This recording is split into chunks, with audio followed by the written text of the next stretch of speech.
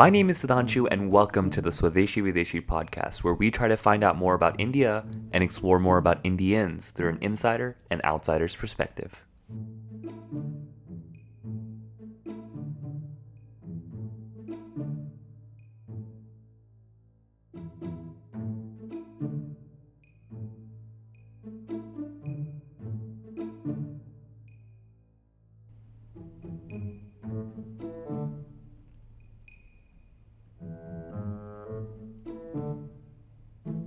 In 1999, Ziva Kunda, who actually was one of the most famous social psychologists, who was well known for her work in social cognition and motivated reasoning, she basically theorized that when we talk about social perception, society often tends to categorize along either the lines of race, sex, or age.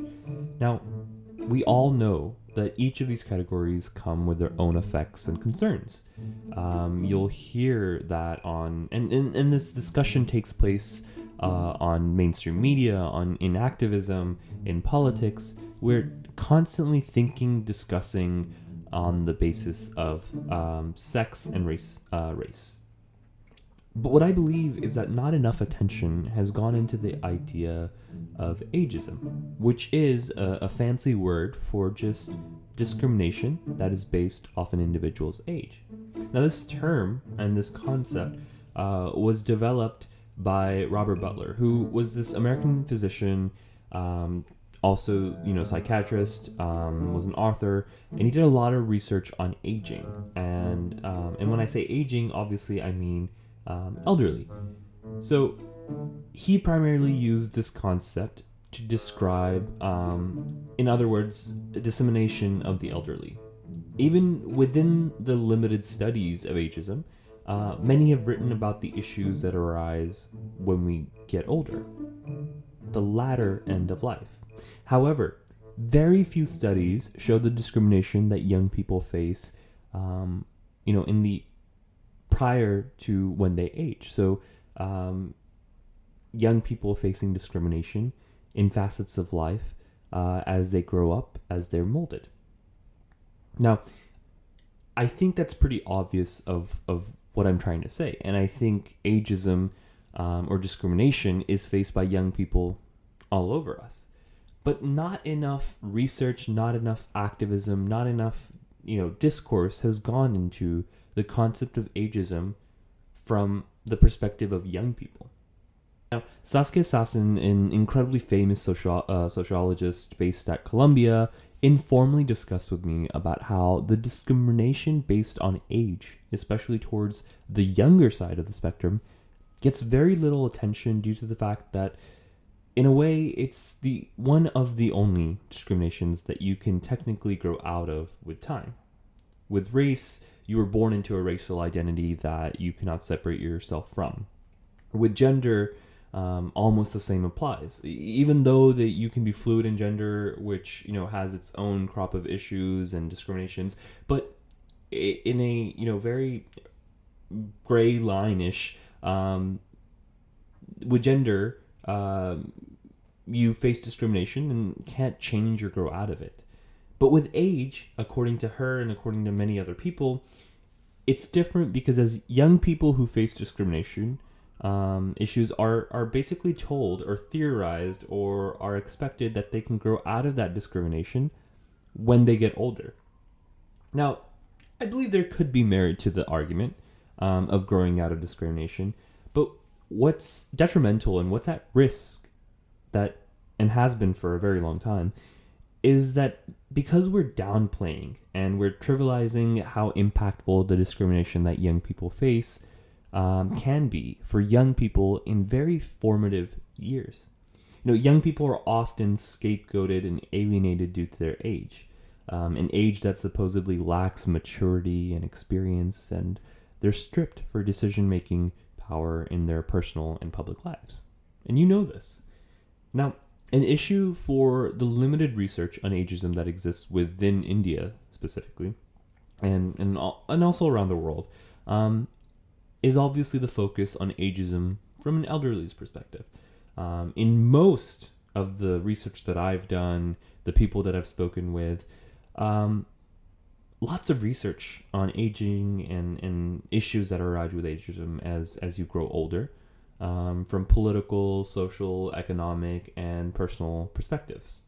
But nothing on the alternative perspective. Nothing about the discrimination that young people face from political, social, economic, and personal lenses in a very ageist society. Now, while a practitioner or a scholar might take a small paragraph to, and I've seen this, to acknowledge that there might be a problem on the other end, no one really has procured research. And it's not something that's expected. It's not something that is a field that people want to research on. I mean, the problem is so blatant that, the World Health Organization, WHO, which is primarily the main facilitator that deals with health and demographic profile issues for the United Nations, it lists ageism actually as a key issue that they tackle, right? So in their website, if you go on who.org, you'll find ageism as one of their primary issues that they tackle and want to work on. But their research, their profile shows absolutely no interest in bringing to light the issues faced via ageism on the younger perspective. So I'm going to quote in one of their studies, or their primary study where they list out that ageism is their main focus. Quote, ageism is a stereotyping, prejudice, and discrimination against people on the basis of their age. Ageism is widespread and an insidious practice which is harmful on the health of older adults. For older people, ageism is an everyday challenge. Overlooked for employment, restricted from social services, and stereotyped in media, ageism marginalizes and excludes older people in their community. Ageism is everywhere, yet is the most socially normalized of any prejudice, and is not widely countered like racism or sexism. These attitudes lead to the marginalization of older people within our communities and have negative impacts of their health and well-being. End quote. Now that was the way that WHO describes their work and why the importance of it. And if you noticed in this, is that not even once do they at all talk about ageism from a younger perspective, from a youth's perspective. And everything that they say, overlooked for employment, restricted from social services, stereotyped in the media, young people are facing those issues because of their age. They're being excluded, again, what it says, from communities and decision-making processes. Yet the WHO refuses to highlight those.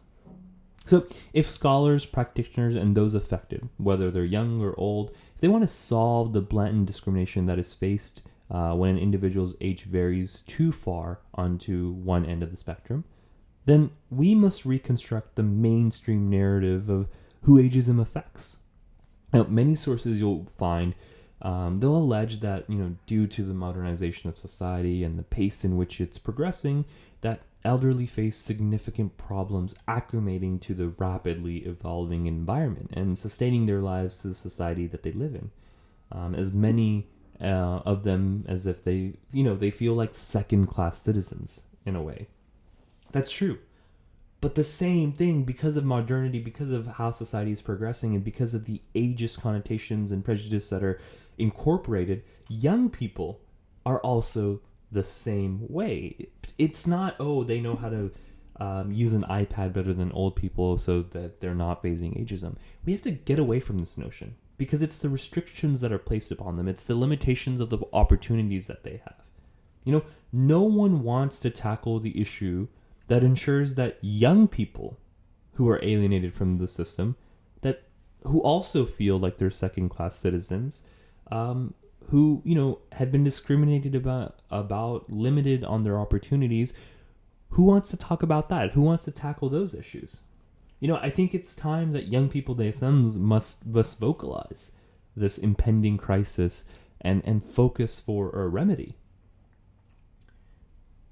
In a way, ageism is an issue that affects young people too. We need to think, we need to talk, we need to discuss, we need to ensure that highlight also is focused, that even within the narrow boundaries and the limited research of ageism, that we're talking about ageism from both perspectives, the elderly, but also from the young perspective. You cannot, as the common narrative does, only attribute it to the discrimination of those who are turning old. Discrimination applies when you turn older, but also when you are young. Now, while it's evident that young people will grow older and be able to move beyond the discrimination as they become older, and whereas those that face discrimination as an elder will suffer through the discrimination and eventually pass away, I still emphasize that when young people are discriminated upon, their hopes are stifled, their goals are trivialized, and their ambitions are purposely limited. And then, what type of young are we molding and preparing? That's what we must ask ourselves. How will they fulfill that rhetorical fantasy that every leader places upon the youth, especially in India, when they say, "Yuva desh ko badlega," the youth will change the country. How are we expecting that out of the same young people that we're stifling, that we're trivializing, that we're limiting? How will young people be content with life that they will live when everything they wanted was limited, sidelined, and decided by someone else much older? Maybe that could be a reason that India happens to have one of the highest youth suicides in the world. We need to think about this. The blatant discrimination that we are taking part in against young people without even realizing it.